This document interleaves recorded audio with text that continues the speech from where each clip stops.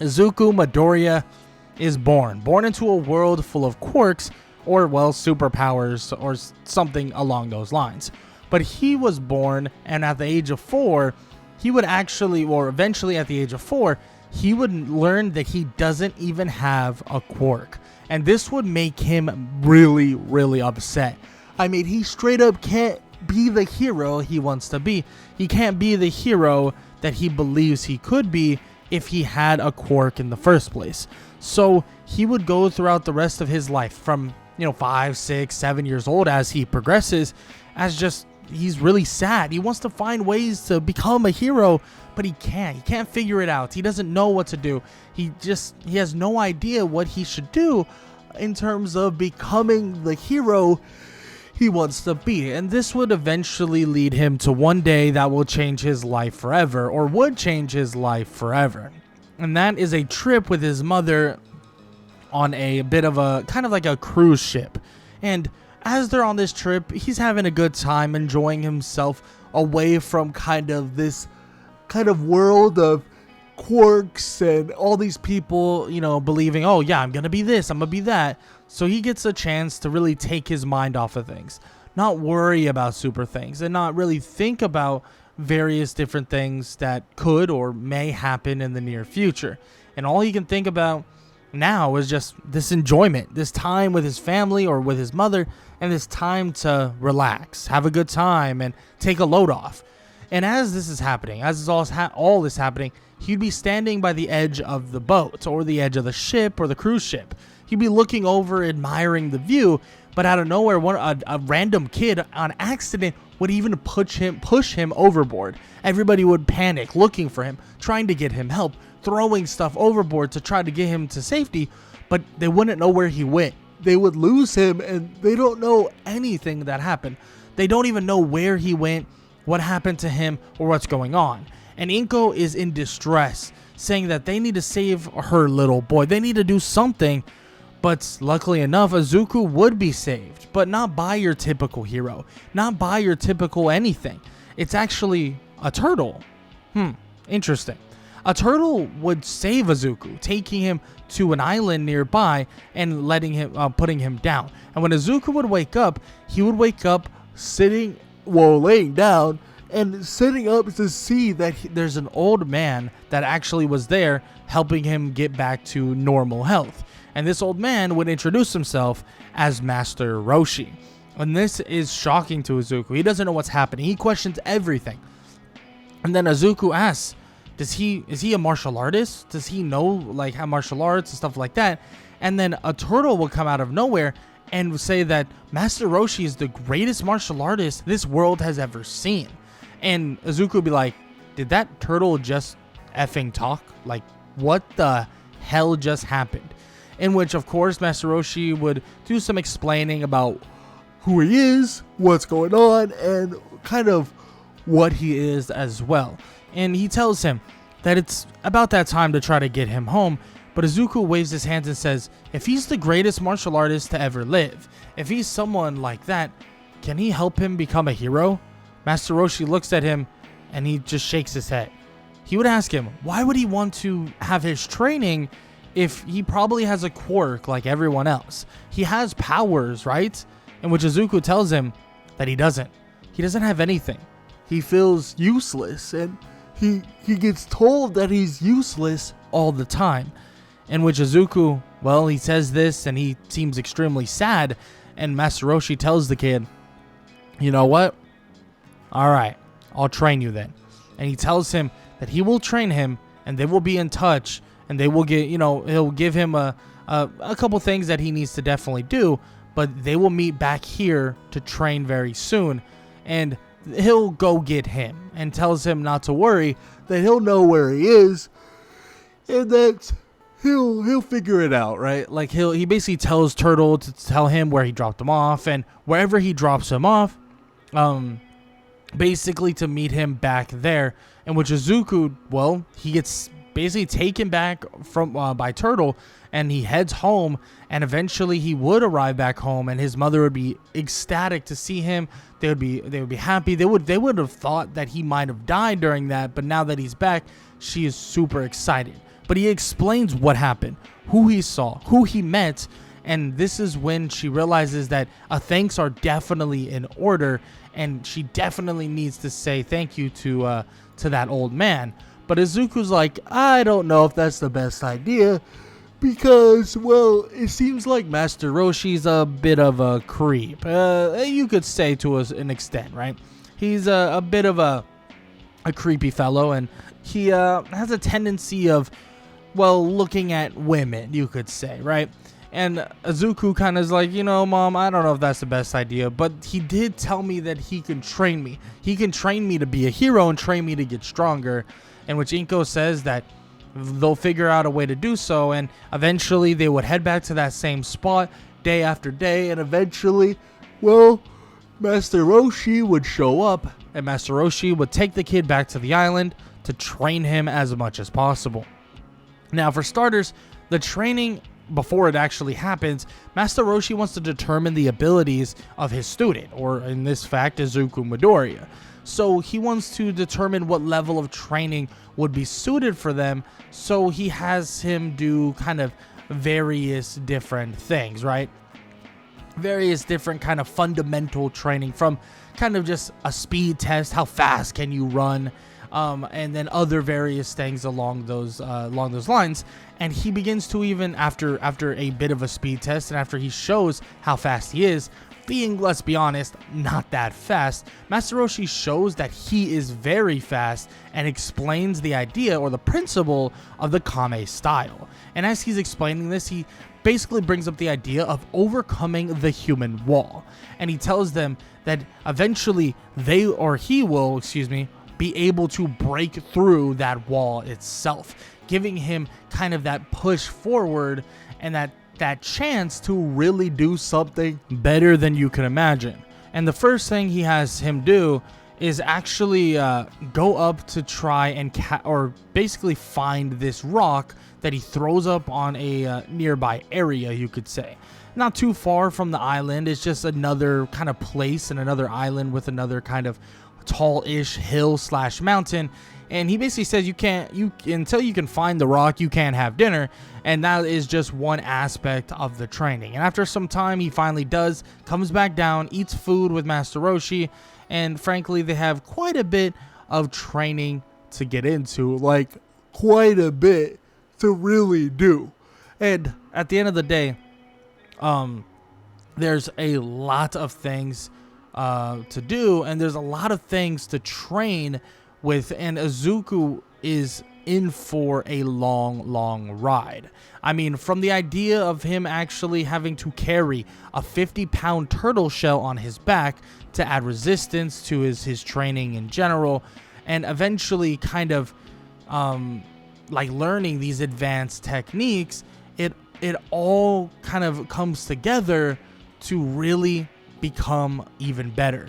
I mean, the early kind of training goes from the idea of him carrying very heavy milk, delivering this very heavy milk, and on top of that, there's so much more as well. Long distance running, helping with kind of planting seeds in an entire farm. I mean, and then on top of that, at the end of the morning, or at the end of kind of the training, or the morning training, it's time, well, before lunch, to study. Something that Izuku really likes to get into, because studying not only just, in general, like general studies and stuff like that, they're also studying ways of martial arts. And this goes right down the alleyway of Izuku. And Izuku is basically shown to be, honestly, one of the best studies Master Roshi has ever seen. And this is a big thing for Master Roshi, but this also would include them with their afternoon trainings, where they would basically do things with construction, and other things like that, like barreling, rocks, and shoveling rock and dirt, all of this stuff. Even later on, swimming and trying to do laps around a lake, and even trying to escape, a shark or multiple sharks at that time.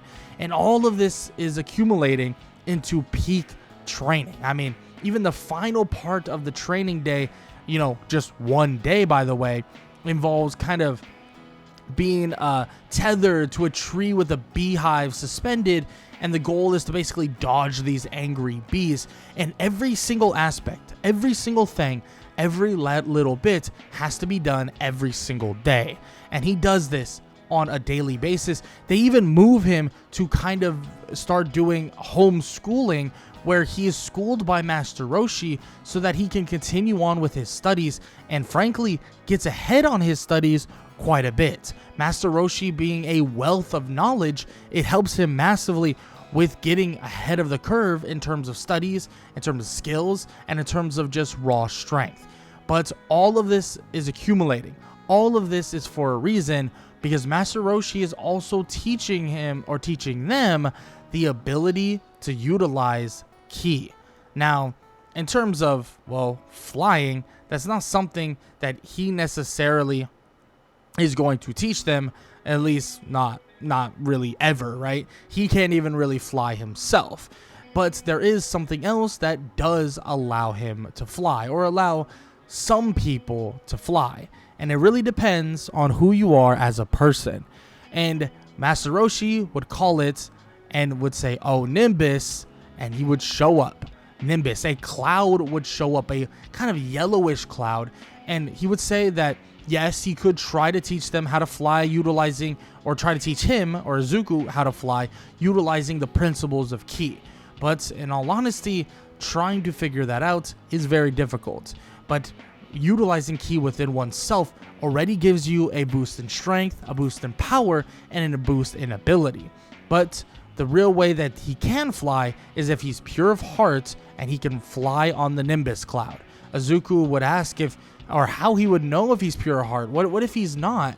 In which Master Roshi tells him to try. That's the only way to know. In which Izuku would walk up toward the cloud, and he would slowly but surely try to get on top of it. As he would sit down, he would be able to ride the cloud, and he would begin to fly with the cloud itself. And Izuku is in complete shock that he was able to actually do this. And on top of this, throughout the up and coming years, Izuku starts learning various techniques. For starters, the after image technique. That's one that Izuku is trying to learn, but also the Kamehameha, the vintage and also the made up technique by Master Roshi, something that is as powerful as could be and more powerful than you could imagine. But in all honesty, the Kamehameha might just be so advanced that it borderline is impossible for someone like Izuku to learn. But after years of training, Izuku would learn it, would learn the after image technique and the Kamehameha wave, and on top of that, would even learn a couple other techniques that Master Roshi would put on his plate. Master Roshi would even bring up that the last time he saw these types of kind of advances in studies and really in technique kind of training was some old students he once knew when they were younger. But now he has this kid, right? Someone who doesn't have a quirk, but someone who is very adept to learning how to do things. The Kamehameha wave took him 100 years or 70 years, something along those lines, but it only took the kid a few years to truly master it. The after image technique, same thing to an extent, and it seems as if he was able to actually learn the after image technique pretty damn quickly. And that includes some of these other techniques like the Thundershock surprise attack. But of course, there is some more stuff that Master Roshi would love to teach him and still wants to teach him, even as he approaches the chance he wanted, or he wants so dearly. And that is a chance to get into UA High School. And soon the UA Sport, or the, excuse me, not the UA Sports Festival, I'm getting ahead of myself a little bit. The UA entrance exam would be only days away. Izuku would travel back to the mainland, and now he has to put all the preparation that he's done forward. He comes home with kind of a new style of gear that was really made by Master Roshi, but also created through the eyes of Izuku. Izuku wanted a certain type of gear added with the Turtle Hermit shell as well, and that definitely is something that Izuku wanted to kind of take on more and more training as he goes, but also kind of wear something involving the Turtle Hermit School too. So as he's there and as he's back on the mainland, he's preparing the last couple days and resting and kind of studying up for that UA kind of the UA entrance exam. And as he's prepared, as he feels prepared, days would pass, and it would now be his chance to show what he's truly capable of. And he still wears his Turtle Hermit shell, and he walks up to the building, and he walks in with confidence in his mind. He sits down, and the person he sits down next to is Katsuki Bakugo, his old friend that he has not seen in a very long time. Bakugo's in shock, wondering what the hell he's even wearing, but also where he went. He disappeared for years, and Izuku says that he was homeschooled and he started his training and his preparation, in which he tells Izuku that if he's still quirkless, there's no way he's getting into UA high school, and if he's still quirkless, he's still useless. In which Izuku looks at him and says that he'll prove him wrong, and he'll prove every single person wrong, that you really can put hard work in and be the hero that you seek out to be. In which Izuku Midoriya does his written portion of the exam, and then he heads off to the practical, and this is where he shows everyone what he can do. He's wearing the Turtle Hermit shell, and this random guy, this nerdy guy, would actually tell him, like, what are you doing? Like, you can't even wear that. And which Izuku smiles and says he has no reason to wear it. He wasn't even thinking about wearing it. He was just wearing it for now, right? To get a little extra walking power in. In which Tenya Ida is confused. He's like, what the heck are you talking about? Izuku drops the shell as it smashes into the ground. All 50 pounds of it, kind of condensed in one place, makes a small little dent in the ground itself. And let's just say Tenya's like, what the hell? You were just wearing that? In which at one point it was 50 pounds. Now that he is older, now that he's more adept, and now he's stronger, it is a little bit heavier than normal. But at the same time, Tenya has no idea how he did that or where he's come from. And before you know it, Izuku Midoriya would be blitzing out to destroy these robots. And he absolutely crushes them, smacking them with a punch after punch after punch, not even utilizing any kind of beams or even like a ki blast to an extent. He just punches through them and he destroys them quickly, running through at insane speeds. And everybody's watching like, holy hell, what is this kid? How can he do this? Where did he even come from? And after some time, and after destroying a ton of robots, they would send out a 0-point robot, not only to give them a new look, but to challenge the kid, seeing if he'll actually take it on. And seeing that a girl is in trouble, Izuku jumps into action, remembering the words of Master Roshi to always protect women. But as he hears this, he thinks to himself, or as he kind of thinks about this, he thinks to himself like, you know what? He probably said that because of some dirty mind thing, but it is a good lesson to an extent.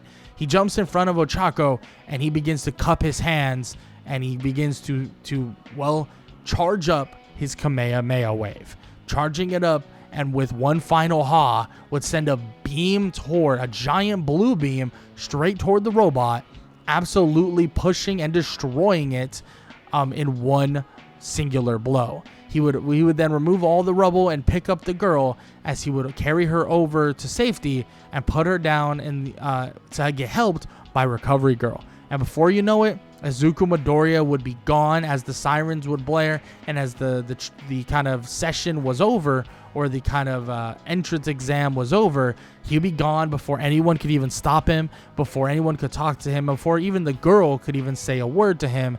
And Izuku Midoriya would be gone, ready to train much more, because training with Master Roshi has given him a new purpose, a thrill to get stronger, and a want to get better. And he is already up for it. He's going for it, and he knows that he can do it. So he heads back to his mother and tells her that he wants to do some more training with Master Roshi. And this time around, Inko decides to take a bit of a kind of a break from work and head off with him as well. And as they arrive, of course, Master Roshi is definitely weird about Inko, but Inko would smack him in the face and it would be all said and done and everything would be all right. So as this is happening though, Izuku begins to kind of learn more and continue with his regimen with Master Roshi. But the main thing is learning more techniques. And that's what he wants to do.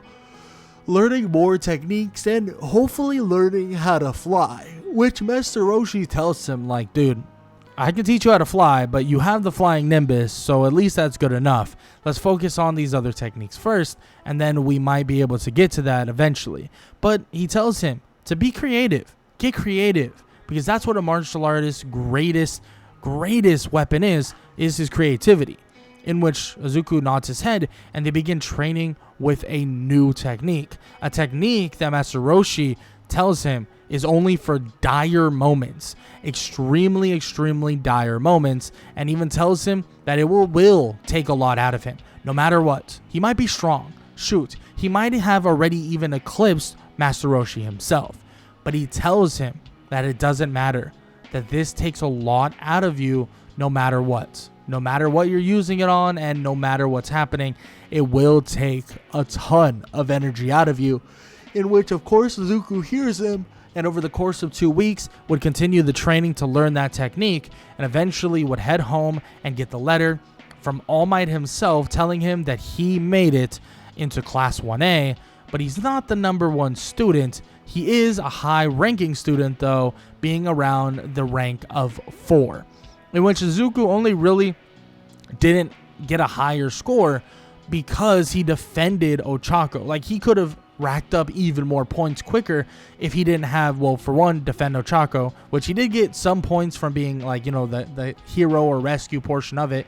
But another thing is he could have gotten a lot more points if he didn't care about other people kind of getting a chance, which Izuku's just too nice. So he is still got a very high rank, but he just wasn't as high of a rank as he possibly could have been. Now, as this happens and as everything occurs, Izuku's first day at UA would eventually happen.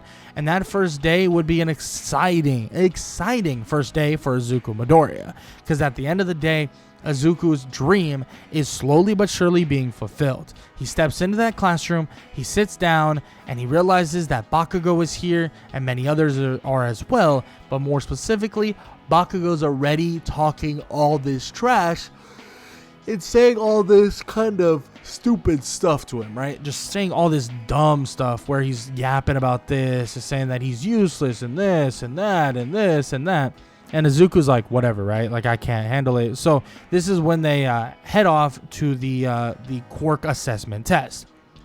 This is where Izuku shows off a ton of his capabilities, especially kind of coming from Master Roshi's training. His ball throw is actually super impressive, leading to Bakugo even attacking him. But before he could even, or Aizawa could even stop him, Izuku would turn and say Thundershock surprise attack. And boom, he would be immediately stunned and just drastically smacked against the ground. And in which Aizawa smiles a little bit and tells the kid, or tells Bakugo, to think about what he does before he does it, because he just got absolutely smacked. Like, he got destroyed there. And Aizawa tells him that he got just served immediately, even though he thought he was so high and mighty. Just because you got a number 1 next to your name doesn't mean you're invincible. In which, of course, Izuku nods his head toward Aizawa and walks over as he continues this regimen of training. I mean, he knows how important it is to respect your senseis and really follow the rules, because he can get the most out of everything as long as he stays completely locked in. And that's something that Aizawa respects massively, and quickly he becomes Aizawa's favorite student. Now, as the Quirk assessment is finished up, as Izuku proves the level he's at, which, by the way, is higher than everyone else, because he is now technically the first place in the Quirk assessment, or he gets first place in the Quirk assessment, but it doesn't make him the number 1 student, right? But this would lead him to actually taking on the very next day a heroes versus villains training. And this heroes versus villains training would involve him and Ochako versus Bakugo and Tenya Ida.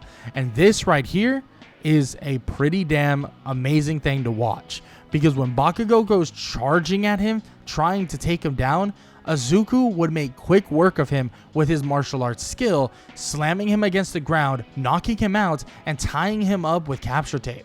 And as that occurs and as that finishes up, he would head up toward where Tenya is, helping Ochako defeat him as well, touching the bomb in very quick succession. And everyone's watching, thinking that Izuku, well, he gives off a high level of strength. Like, he might just be the strongest person here. Now, of course, they do see Todoroki do his thing, so they're questioning a little bit, like, oh, maybe he's not. Like, Todoroki's pretty strong. But in all honesty, what shocks them the most is when Aizawa and All Might let it slip that the kid is quirkless. And everybody's like, what? No way he's quirkless. That doesn't even make sense. How is this a thing? In which Aizawa tells them all, and All Might even chimes in on this idea too, is that just because you're quirkless doesn't mean you can't put 10% more of effort into everything. 100% more effort, 120%, even more. And you can tell that this kid, he didn't just put 100% effort, he put close to 500% effort. All he did was work hard. All he did was push himself. What he wanted was to be a hero, and he knew in his head that nothing was going to stop him. And that's what he believed. And Izuku, well, he just knows what he can do and knows that he's capable. And, well, he'll get a chance to prove all of this the very next training session. Because as things would change, as things would progress, it seems like Izuku and his class head to the USJ, or a rescue facility. Pro Hero 13 is running the facility, and they walk in, and before you know it, portals would open up and villains would come pouring out. Aizawa would jump into action, and Izuku and some other classmates would get teleported to another area, but Izuku would be able to get out of harm's way with the help of Asui, and Asui helps him out, helps him up, and they kind of are in a safe spot to an extent. They're in a kind of a ship, or a kind of cruise-like ship, and they're dealing with some villains. And Izuku has an idea. He basically tells them that he can get them out of here, but he hopes they're pure of heart. He looks at Asui and thinks, yeah, you're definitely good. You're an absolute sweetheart. In which she's kind of like embarrassed by him saying this, but he's just openly honest about everything at this point. And he looks at Mineta and thinks, hell no. You are not getting on that nimbus. You will fall straight through that thing, or it's going to kick you off quicker than you could imagine. And Izuku says, well, you're going to have to hang off of it. In which Asui says, that can happen, and we can do that. In which she wraps her tongue around his body, in which he makes some foul remark, and Asui slaps him, but immediately he would call for Nimbus. Calling for Nimbus, and they hop on Nimbus, and Asui follows as they dangle Mineta below, and Izuku, well, as they're flying by, would use a Thundershock surprise attack on the water, and would make it so all the villains would be out cold, or at least out for the count, at least for the most part, in which they would land on, well, dry land, and they would head up to the to get out of the area, but a portal would open up, and a hand would come through to grab Asui. But luckily enough, Aizawa is absolutely on it, but Izuku sees the Nomu come charging forward straight toward Aizawa. This is when Izuku jumps into action and attacks the Nomu. He would begin to fend off the Nomu, and honestly, he's doing pretty well. He tells Aizawa that he can handle this big guy, at least for the moment, and he tells him that he needs to get something. Get a cup of some sorts, or something that they can put a cork in, or something they can cover up and seal. In which he looks and grabs a bottle and asks, is this good enough? And he tells him yes. He would then explain to Aizawa while he's kind of fighting, and as he uses a Thundershock surprise attack to stun the Nomu, at least for a moment, tells him to basically make a symbol, telling him to make a specific symbol. And as Aizawa is drawing this, well, let's just say other villains are trying to attack. But luckily, some of the other students, like Bakugo and Todoroki, jump into the fray to help out. In which Aizawa asks the kid, what is he have in mind? In which he tells him to open the bottle and hold it tight. Because this thing, it might give you a little bit of a backlash. or a little bit of whiplash, we'll see, in which he immediately would jump back away from the Nomu, and he'd put both of his hands out, and he would say, Mafuba. And as this is happening, as a green light would surround the Nomu, he would pick the Nomu up, and he would send it directly toward the bottle. The bottle itself would basically kind of immediately go into the bottle, and he would cover the bottle up, and it seems like it would stop moving. Well, at the end of the day, the Nomu don't really know how to get out of the bottle in the first place. So yeah, the Nomu is stuck in that bottle, but at the same time, they didn't really even need the seal, because the Nomu wouldn't have been able to get out because, well, it doesn't really have a functioning brain when away from his master, being that of Shigaraki.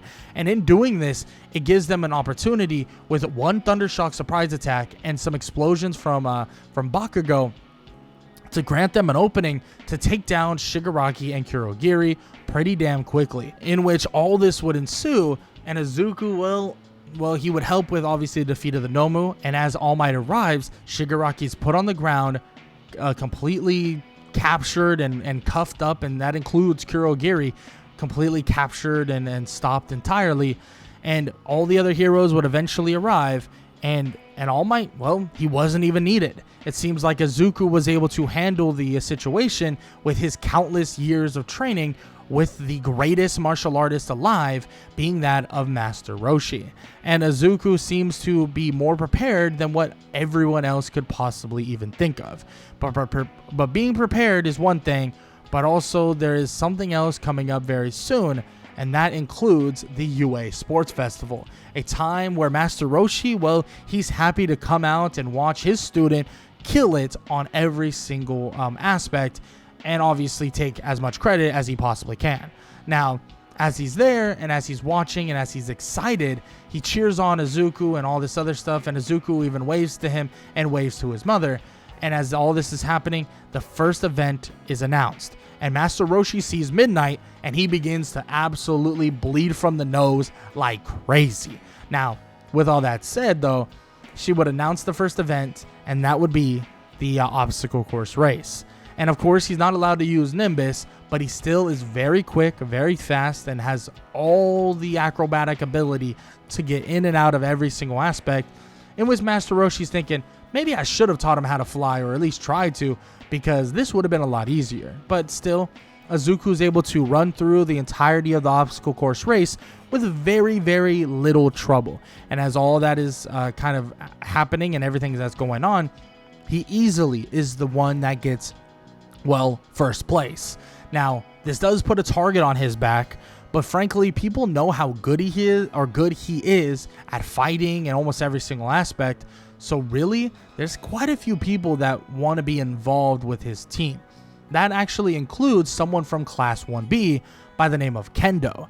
And this would happen with the cavalry battle. Kendo, Ochako, and Tokiyami would ask to be on his team, and Kendo would even introduce herself as a fellow martial artist, saying that she would love to train together sooner rather than later, in which Izuku nods and says that frankly, she or he probably has someone, or his sensei would probably love to work with her as well, so next time he goes train with him, he'll bring her as well. In which, of course, this definitely makes Izuku happy to basically have someone else interested in this type of training and martial arts, because I mean, he's been doing it by himself for I don't know how long, so it's cool to have someone else involved. But with this team up, I mean, is easy as you can imagine. I mean, Izuku handles every little bit, every single person that comes their way. Kendo helps out as well with Tokiyami and Dark Shadow, and I'm gonna be honest, Ochako doesn't do a ton, but she's there for moral support, I guess you could say, and they defend everything to a T. And Izuku, well, he's given a chance to kind of take on that next event, being that of the 1 versus 1s. And the first one is against Hitoshi Shinso. And luckily enough, his mind and his ability and his calmness, it's all coming together, and his true aspirations of a martial artist are all together. So when Shinso starts talking all that smack, when he starts saying all these things, Izuku doesn't even respond.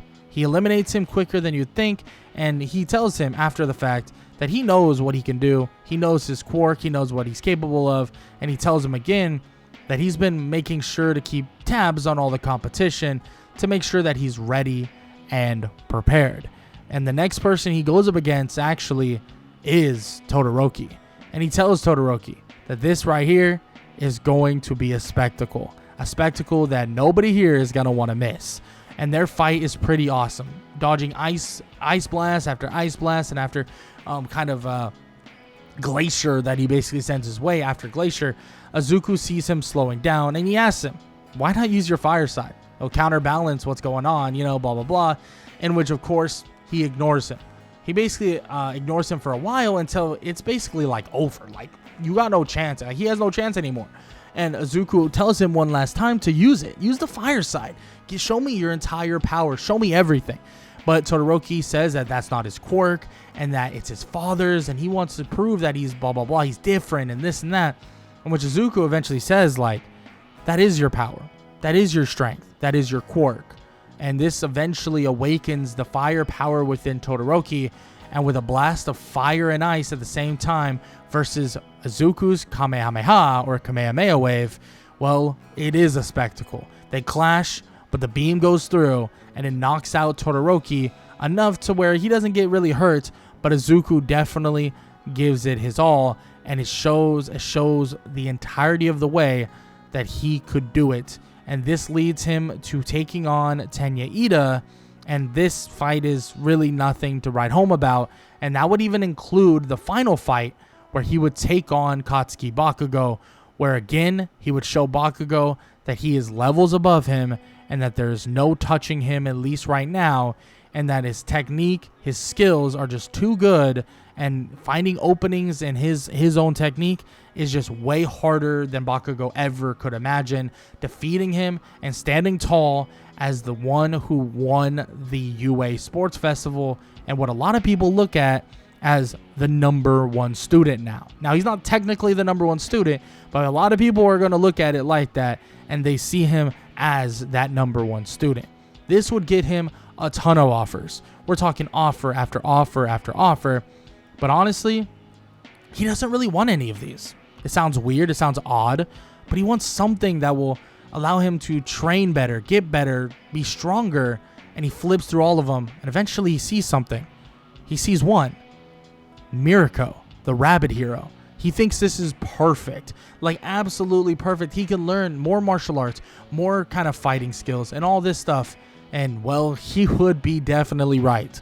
And when he meets Mirko for the first time, let's just say immediately his mind goes to, wow, thank goodness that Master Roshi isn't here, because he would be going absolutely buck wild.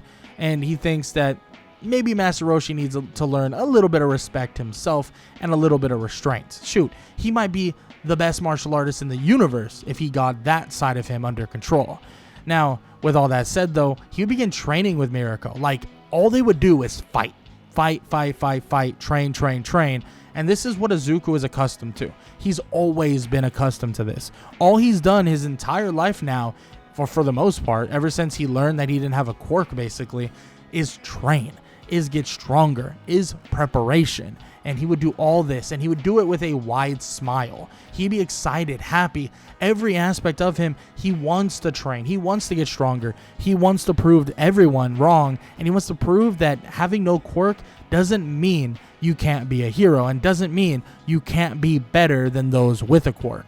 But after days of training, Mirko would eventually meet up with him once again and tell him that they had bad news, that he has to go back right now. In which Izuku's like, wait, like, why? What did he do? Like he'll do better at the Mirko kicking style. Like, he needs to just some time to figure it out. In which Mirko says, no, it has nothing to do with that. Actually, he's gone that pretty down. But it's actually one of his classmates. In which Izuku's like, what? What are you talking about? In which he learns that Tenya Ida is in the hospital and he's been severely injured by the hero killer. In which this would be a shocking revelation, something that he doesn't even know how to really kind of understand. He doesn't even know how to like really break down in his own head that one of his own classmates, a student that he knows, someone he knows, got hurt so bad that, well, let's just say there might not be a hero, or they could possibly never be a hero ever again. And this makes him extremely extremely sad. But at the same time, he knows that he can't dwell on that. He can't just be sad about that. And he knows that there's just more to what he's doing. And this just is another factor he has to really push forward on, because just because one of his friends are hurt and may not be the same hero that many want to be, he needs to be that hero for his friend. And after Aizawa gives a little bit of a speech, as everybody is told about final exams, Izuku is locked in and prepared. He studies up extremely hard with a lot of his classmates, preparing for the final exam. And on top of that, he begins training with various other people like Kendo from Class B and some other students from Class 1A to get even more prepared for the practical. And the practical itself, well, let's just say it would be an interesting one, because Izuku Midoriya and Katsuki Bakugo would be taking on the one and only All Might. And that right there would be shocking. I mean, no pun intended with the Thunder Shock surprise attack, but it would be absolutely shocking. But Izuku knows that he can do this, that he can prove to everyone that a quirkless hero is not far-fetched, and he knows that he can do this. And a fight would break out, and Bakugo and him would go fighting All Might. And yes, Bakugo tries to do it on his own, but Izuku tells him that they have to do it together, in which Izuku basically comes up with some sort of a plan that allows him to actually have a gauntlet of Bakugos, and out of nowhere, well, All Might wouldn't realize, but an explosion would ring out, completely covering the face of All Might. Bakugo would retreat, and he would tell Deku, he would tell him to hurry up and do it. As the smoke would eventually clear, All Might would push the smoke out of the way, and he would see Izuku standing there, charging up a Kamehameha wave. Ka-me-ha-me. And then he released it with one singular ha, as he would send it flying toward All Might. And this beam of this blue beam would send him crashing through building after building after building. And Izuku would tell him that they need to go like now. In which he asked, why? Like, you don't think that defeated him? That you don't think that killed him? In which, of course, he looks at Bakugo and tells him, hell no, that he didn't have enough time to even charge up a beam that would be strong enough to kill him. At least not right now. I mean, he still, he still hasn't perfected the Kamehameha wave. In which Bakugo's like, what the hell you mean you haven't perfected that thing? In which Izuku shrugs his shoulders, and he said that his master came up with it, and it took him like 70 years. In which immediately Bakugo's like, what kind of freakish thing have you been up to? In which she's like, I don't know. In which immediately they would go dashing toward the exit, as All Might would closely follow behind, but pretty damn hurt. Even surprising Bakugo and Izuku that he actually did get hurt quite a bit. But he would go dashing at them to try to stop them, but they would get over that line and get out of the exit just in time, and they would pass. Both of them would pass, as both of them would have essentially defeated All Might to an extent, and they would pass, well, as a team, which is kind of funny to think about, especially because we all know how bad they work as a team, or at least how bad Bakugo works as a team to an extent. But as they escape, as they are allowed to go to the forest training camp, and as All Might feels like they are far more ready than what anybody would expect, Izuku, Bakugo, and all the other classmates would head off to the forest training camp for the training of their lives. For a week or two straight, that's all they do. Train, train, train. But when they finally get back, they see something on the television screen that would make them hold their breath. And that would be All Might and All for One clashing one last time.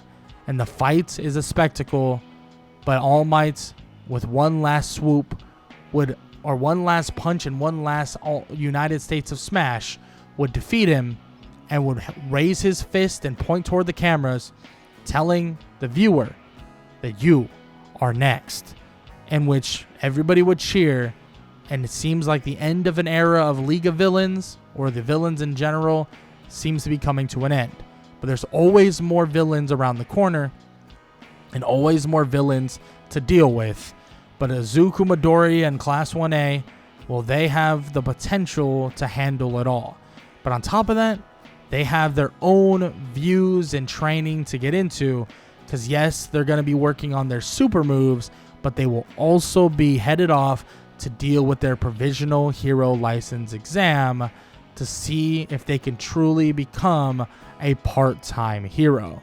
But with all that said, that is where we're going to end off part 1 of 2 of What If Deku Was Trained by Master Roshi. Izuku Midoriya is starting to actually create his super moves. And these super moves, I mean, mostly involve him kind of utilizing the different techniques that he already knows at a higher level. At the end of the day, the techniques he utilizes, from the Kamehameha Wave to the Thundershock Surprise Attack to even the Mafuba, are all very high-level techniques. Very high-level techniques. So he wants to fully certify himself and fully solidify himself in the regard of actually understanding and utilizing these techniques. Now, utilizing them in creative ways, of course, that's beneficial.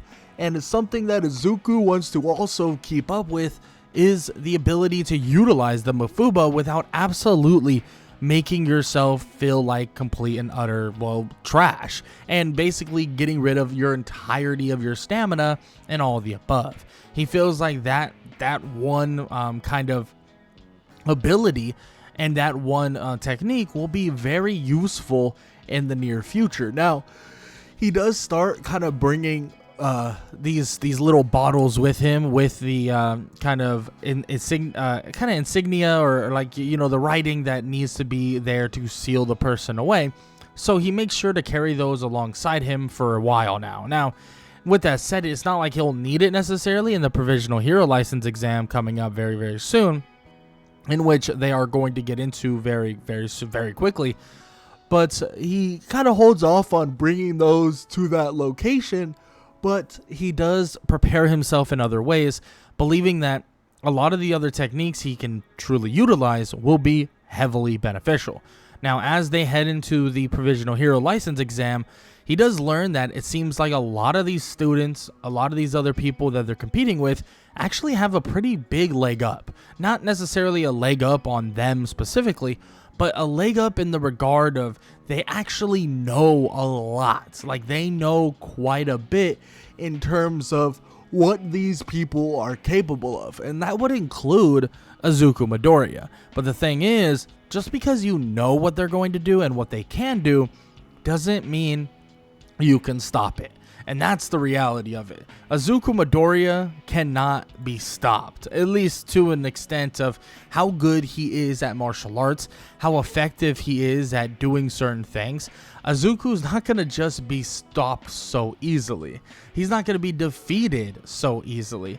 So when everybody thinks like, oh yeah, we know how to stop this guy, we can handle what's going on, we can handle whatever is to come, well, quickly they realize that it's really not that simple. It's actually far from that simple.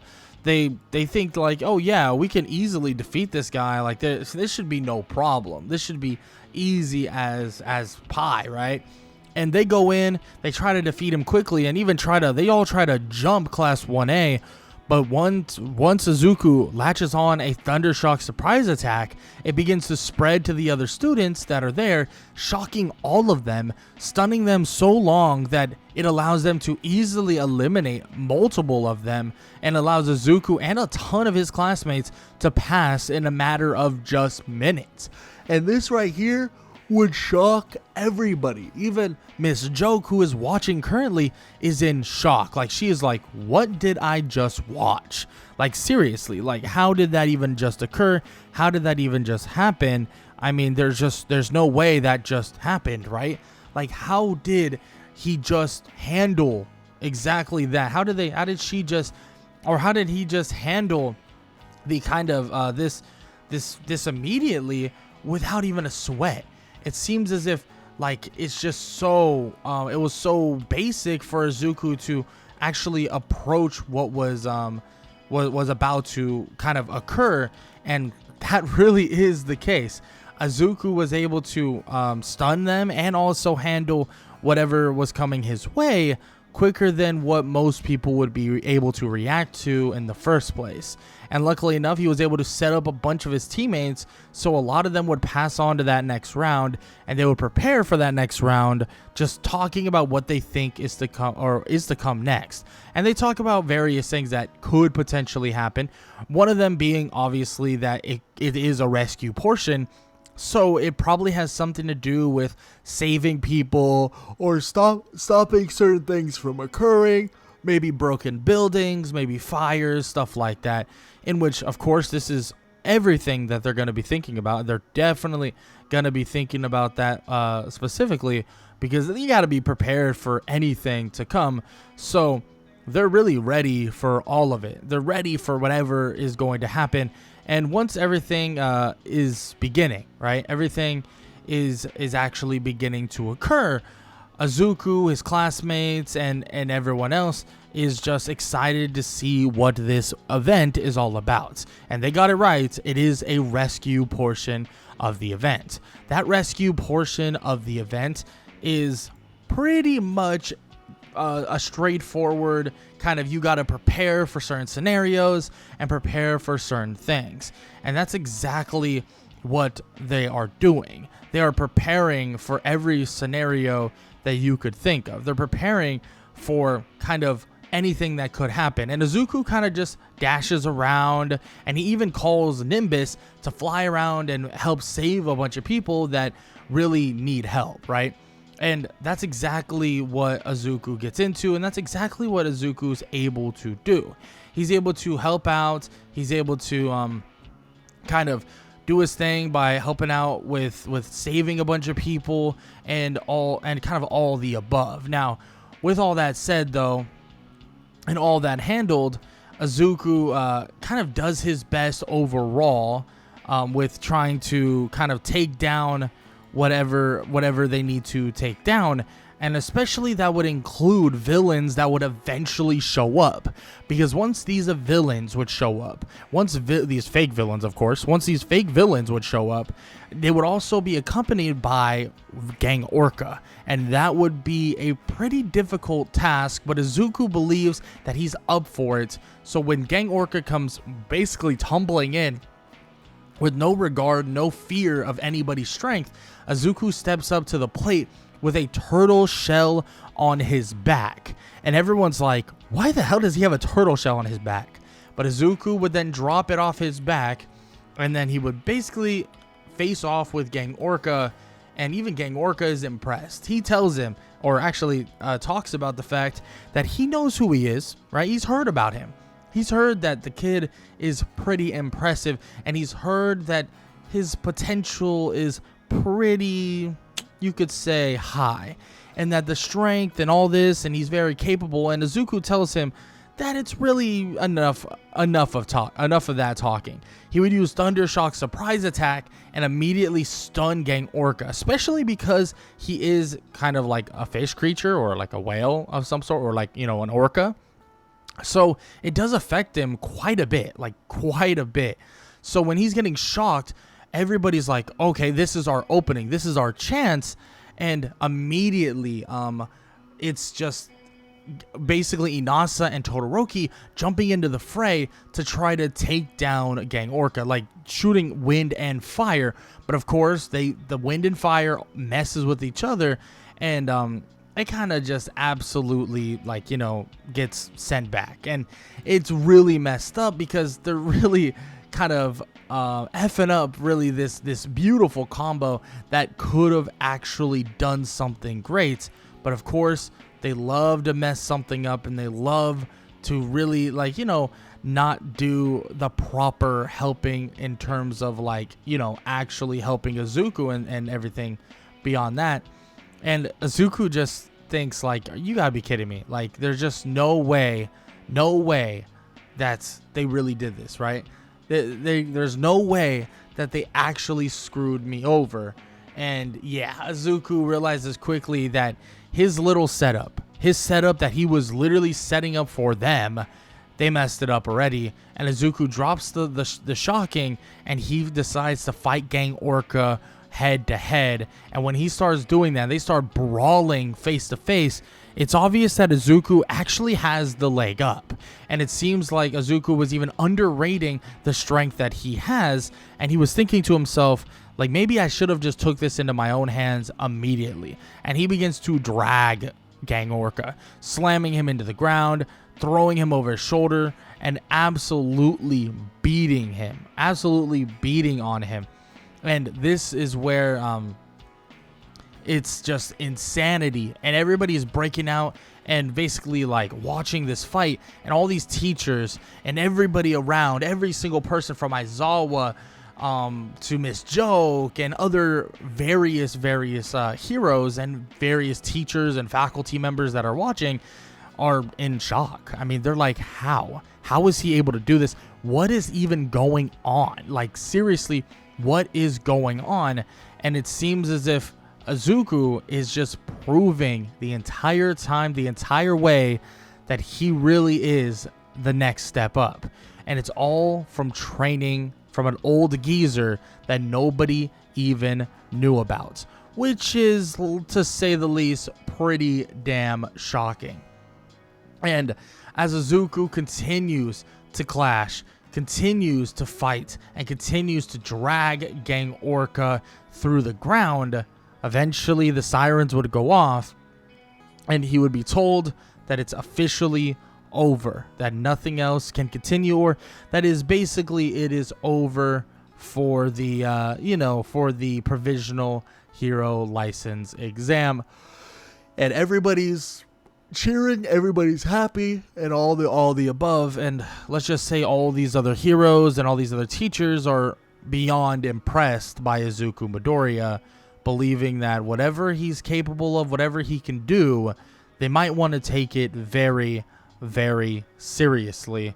And that's exactly what Izuku would want, and exactly what Izuku is trying to get to, because he definitely wants to be taken very seriously. And after this is all said and done, after the testing is over, he is given an opportunity to get his provisional hero license, and he's granted exactly that. And let's just say he's extremely excited and extremely happy that this is his progression, that he finally is here and he finally got here. And that right there is something. And Izuku Midoriya just knows that he's next up, that this right here is next. And he knows that he is up there, and he can continue pushing the pace with being even better than what he's shown so far. And with even that said, Izuku, well, he takes his win, takes his license, and he prepares for the very next thing. He prepares for what's to come.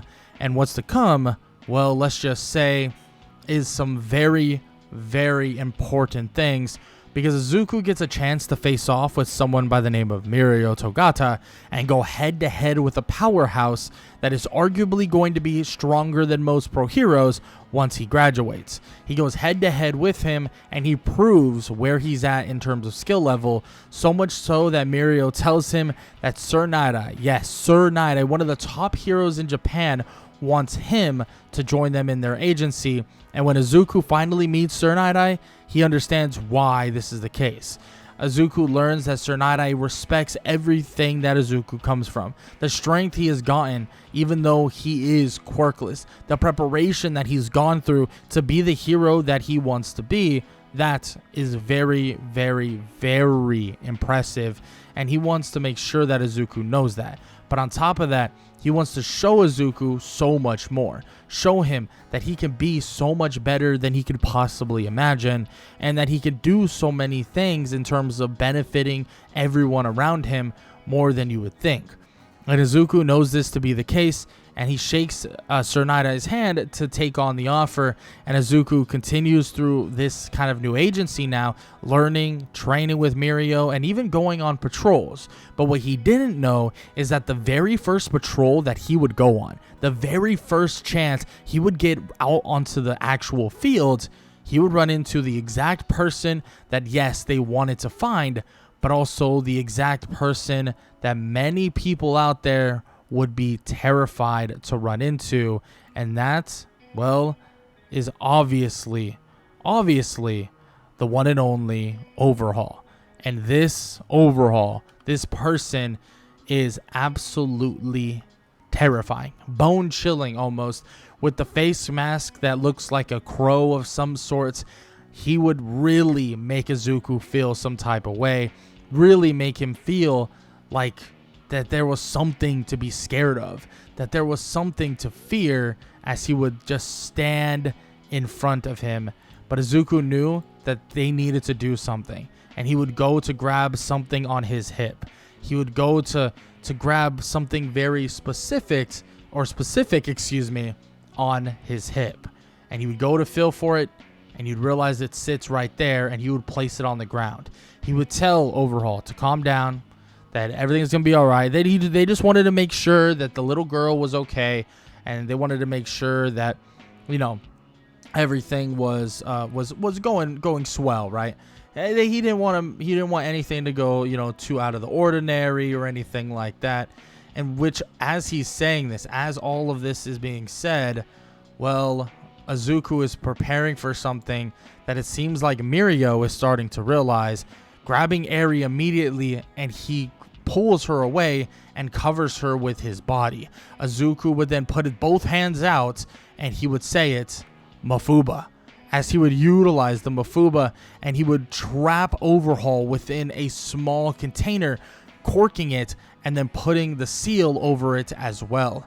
Izuku looks at the little bottle, and he shows it to Mirko and tells him that it looks like they caught a villain, and, well, they also saved the little one. In which Izuku tells him and basically insinuates like he did not want to allow Overhaul to basically just get away. He refused to actually allow Overhaul to just walk away and basically get away with hurting a child. So what he did was what he had to do, and that is stop him as soon as possible. And as Izuku is saying these things, he collapses out cold. It seems like the Mafuba took its absolute weight in spades, and all the training with it and even the usage against the Nomu has really taken out a lot out of him. He's basically passed out unconscious for a couple days, and he kind of is out of the fight for a little bit. But luckily, without Overhaul, without their main leader, the invasion of the Shiya Hazaikai base and the takeover is pretty straightforward and pretty easy. And Izuku is able to, hang back, relax, and not have to worry so much about anything else. In which, obviously, Aizawa would eventually have a conversation with him, and eventually Master Roshi would as well, telling him that the Mafuba itself is not to be used lightly. That really, the chances of you hurting yourself are bigger than the potential of actually stopping anybody. And Izuku tells him, like, he's saved people, he's helped people with this technique. If he got taught the technique, then why would he not be able to use it? Why would he not be expected to use it? And Master Roshi says that he trained him, taught him these techniques in hopes that he wouldn't be able to use it, that he didn't have to use it, that he'd be prepared to do things other ways. But Izuku says that a lot of people could have gotten hurt. A lot of people could have been killed during that kind of interaction. What if he did fight Overhaul? What if Overhaul not only defeated him, but ended the lives of so many? In one foul swoop, he was able to take him down. He was able to stop it.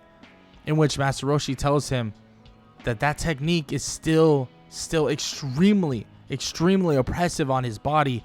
So he needs to be careful.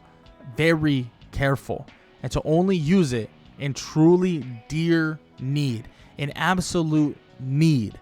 In which Izuku nods his head, and he says he understands, and he never thought of utilizing it all, willy-nilly, and he still believes to this time that he wasn't using it willy-nilly, like he wasn't just using it to use it. And which Master Roshi even tells him, like look, I agree, like I don't believe you're utilizing it like willy-nilly or stupidly.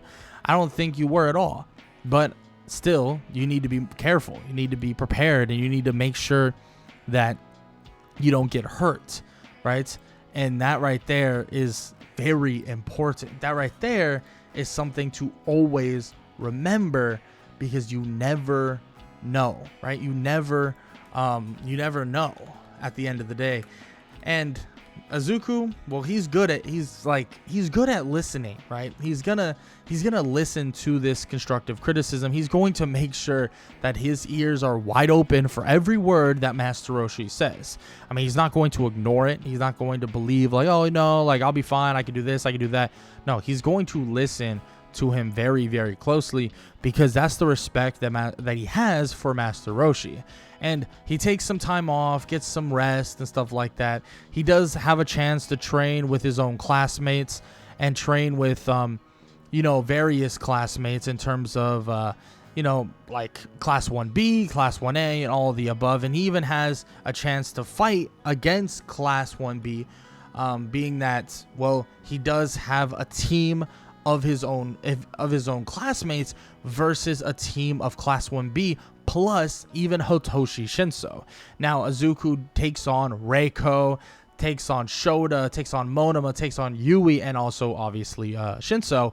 And Izuku, well, he shows off all these other techniques that he can really utilize outside of the Mafuba, of course, but he really shows off what he can do. He shows off his martial arts prowess, he shows off his technique and everything he can really get into, and he's actually a lot sharper. And he even got a chance to work with one of Class 1B's head students by the name of Battle Fist, or, well, the hero name of Battle Fist, other known as, well, Asuki Kendo. And he has worked with her, here and there, and even Master Roshi has helped out from time to time. But Master Roshi is a bit of a weirdo, so he tries to keep her away from all that. But I will admit, Class 1A does feel a little bit uneasy at the fact that he basically was helping an enemy by teaching her different martial arts, different kind of ways of movement and utilizing one's inner strength. But at the same time, they're all headed to one point, and that one point is obviously a chance at becoming a hero. And after all this is said and done, after all the training is said and done, Izuku continues to work with Sir Night-Eye's agency, even works from time to time with Endeavor's agency, and then eventually he gets one singular chance to prove that he is more than capable. And that singular chance, that singular moment, that singular eventual kind of up and coming kind of fight all involves, well, one specific thing. And it's the fact that, well, at the end of the day, they have villains to deal with. And at the end of the day, they actually have basically these villains that are trying to break out All For One and Shigaraki from prison in a one final gambit, in one foul swoop. They believe that there's a chance. They believe that there's still a way, and they believe that they can get them out, because if they do get Shigaraki and they do get All For One out of prison, it might just send this hero world into a spiral. And that's what they're really counting on, and that's what they're really, really wanting. Now, of course, Izuku and of course everyone else is refusing to allow this to happen, and they know of what's going to occur. They actually know when and where the actual kind of eventual arrival of these villains are going to come. But the one villain they're worried about is the one known as Gigantomachia. And Izuku tells everybody, Master Roshi, that if it's ever a time to utilize the technique, that time is now. In which everyone's thinking, maybe, just maybe, he's right. Because they don't know for sure if whatever they're going to do will actually work out, and they don't know for sure if it's really foolproof. And what they do know is foolproof is the Mafuba. And frankly, yes, having a backup plan just in case the Mafuba somehow fails is of course important. So the idea of actually utilizing the Quirk of Midnight is definitely threaded into this kind of thought process. But overall, the reliance on the eventual Mafuba is definitely there, and that's exactly what occurs. Mafubaing, well, Gigantomachia into a small, little, tiny kind of bottle, and putting him away, at least for the meantime, and everybody else is able to work together to defeat high-end after high-end Nomu, and eventually, the League of Villains' last attempt to actually take over this world, and the League of Villains' last attempt to actually write their names in the history book one more time comes crumbling to an end. But that Mafuba still forces Izuku into a hospital bed all over again because, well, when Izuku utilizes it on such a powerful being, such an insanely powerful being, well, Izuku is forced to basically bear with the events of what occurred and the absolute beating it really took on his actual body. And after all of this happened, after Izuku is away for maybe a week or so just recovering and stuff like that, Izuku now knows that everything he did, everything that happened, all happened for a reason, and he still put a stamp and was so beneficial on the war itself. And obviously Izuku still has aspirations to become a hero, still has aspirations to push forward on, but staying away from those or that specific technique might have to be the way to do so, just so he doesn't cut years off his life. And as all this is said and done, and as Izuku continues to train hard, train well, and eat fast and eat good, Izuku continues to do his absolute best and continues to make sure to actually stick by the words of Gran Torino. Wants to make sure that he stands by every single word Gran Torino, or not, excuse me, not Gran Torino, Master Roshi. I don't know why I mixed those up, but obviously Master Roshi really has told him. He wants to make sure to uphold every value, well, maybe not every value, but the mass majority of values that Master Roshi has gifted him, and he continues not only being this hero or this eventual future hero that he knows he can be, but really he starts actually bringing notice to Gran Torino's teachings, Gran Torino's way of life, and also the Kame school in general. And he believes truly that this could be for the next generation of heroes, and even for the quirkless heroes and quirkless kind of people out there that have desires to be a hero and stand on the front lines to save people, giving them the option, the chance, and the want and drive to actually become the hero they want to be so badly. But of course, the story of Izuku Midoriya isn't over. And of course, there's still so much more for Izuku to do, but this is where we stop watching. This is where Izuku's story ends for us, because the rest is all up to him. But I hope you guys enjoyed What If Deku Was Trained by Master Roshi. And if you guys enjoyed, please show some love, leave a like, leave a sub, and leave a comment down below. All that good stuff. Hope you guys enjoyed the video. Now, with that said, hopefully the next series that comes out is going to be a Naofumi series. That is the whole goal, or even a Naofumi movie. Like that, ideally, shoot, if I can do a movie, full movie for a Naofumi, I'll do that. But hopefully that is definitely the case, because I know a lot of you have said that you would love to see the Naofumi stuff come back. That is definitely something I've been considering doing. Bring back the Naofumi stuff and also throw in some other stuff as well. I have some ideas, but you got to bear with me. So there's a good chance that the next one is Naofumi, but you never really know. I need some time to figure some things out. But with all that said, I hope you guys still enjoyed nonetheless. And yeah, I hope you guys enjoyed the video, and I hope all y'all have an amazing day. Later.